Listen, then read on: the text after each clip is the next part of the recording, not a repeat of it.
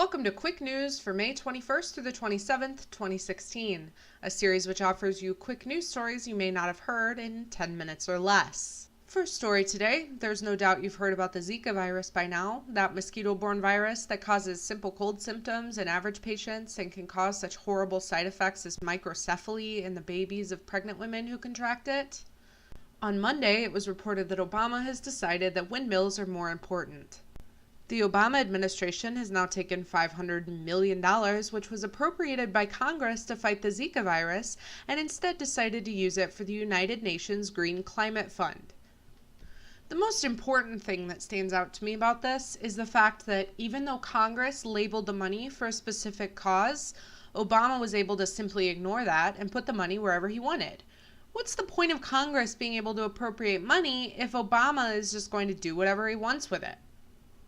Without spending too much time on this, I do also believe that there is a sentiment here that if a pregnant woman gets Zika, she can just abort the baby rather than having it and then try again later. Easy as pie.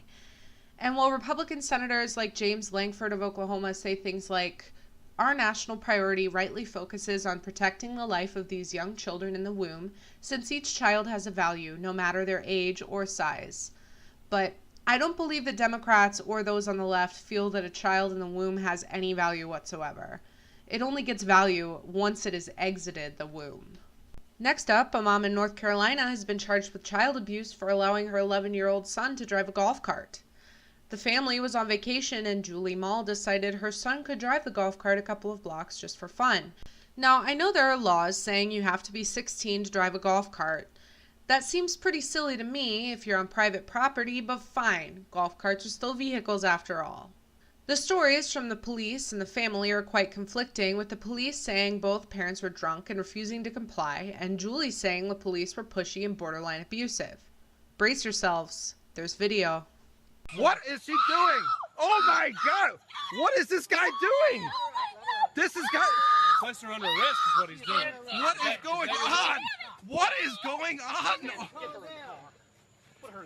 And remember, that was all because she allowed her son to drive a golf cart just a couple of blocks. So the video doesn't quite determine whether the police or the mall's story is the truth, but either way, the state has dropped the charges since the arresting officer never showed up to court. That might be a clue. It just goes to show, though, parents, don't let your kids have any fun unless it's on the couch watching TV or playing video games. On to another story about the transgender debate. On Tuesday, it was reported that Soell, a 5th grade teacher in Oregon, has submitted a complaint to Oregon district officials that Leo had been harassed by colleagues after coming out as transgender last September.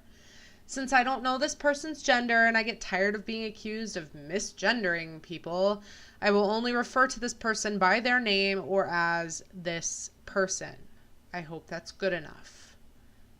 Anyway, Leo claimed that other teachers continually misgendered Leo, while others had conspired to stop Leo from using a gender-neutral bathroom.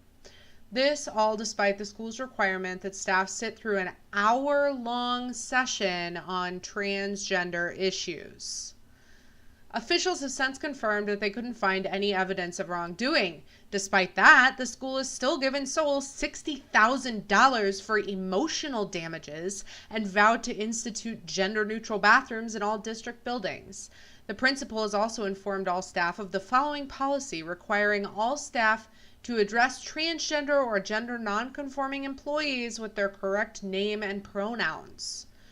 The principal added, if you are found to be in violation of these policies, you will be subject to discipline up to and including dismissal.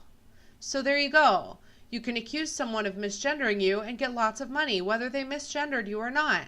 But if you misgender someone, you might be in the unemployment line.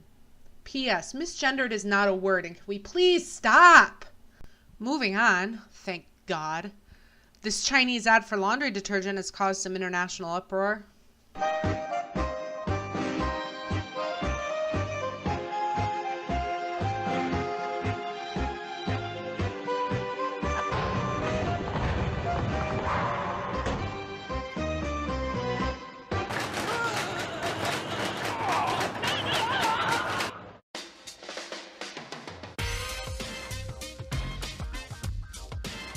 Turns out the ad is a complete ripoff of an Italian ad which just swaps the races of the man. You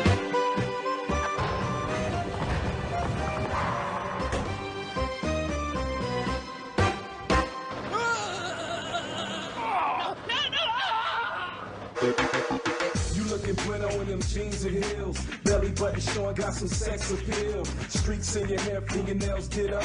Abs looking like you do it that. Because in Italy, race mixing is better, but China's for the Chinese. Get out. That's right. That ad said, colored is better. They're not even trying to hide it anymore. There is a widespread stigma in China against darker skin, but since they're not a majority white country, they don't necessarily have to listen to the cries of racism all the time like us Western countries. After all, I'm sure you've heard people say China's for the Chinese, Japan is for the Japanese, Africa's for the Africans, but Europe is for everyone. In fact, I'm a little surprised this is getting so much play on the internet. The SJWs will be quick to tell you that it's just part of Chinese culture and we should respect it, while policing every single aspect of American and European culture. Frankly, I think if some of us have to be subject to the ridiculous nitpicking of the SJWs, then we should all be.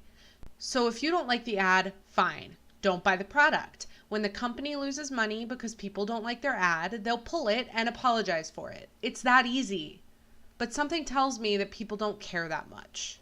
Finally, New York City is ever tightening its control over what you consume. The city just got the okay to begin enforcing a requirement for chain restaurants to use icons to warn patrons of salty foods, because we're not smart enough to know that McDonald's salts their fries. For some reason, government thinks we need hand-holding to be healthy. New York Governor Bill de Blasio said of his salt regulation, "It's a common sense regulation that will help New Yorkers make better decisions and lead healthier lives." While the amount of salt the average American eats on a daily basis is way too high, 3,400 milligrams too high, I think the government is overreaching here. People should want to be healthier without the help of the government. Maybe if we stop glorifying fat people, I'm probably like 160 pounds right now and I can catch it whenever I want. People will start thinking twice about what they put in their mouths. But having the government wag its finger at you before you eat a French fry is too much. If I want to eat the French fry, I'm going to eat the French fry. If you want people to be healthier, stop glorifying being fat.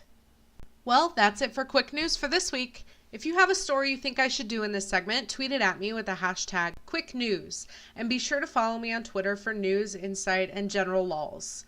Click the red button to subscribe and join the skeptical family where we put logic and reason above feelings and emotion. Thanks for watching.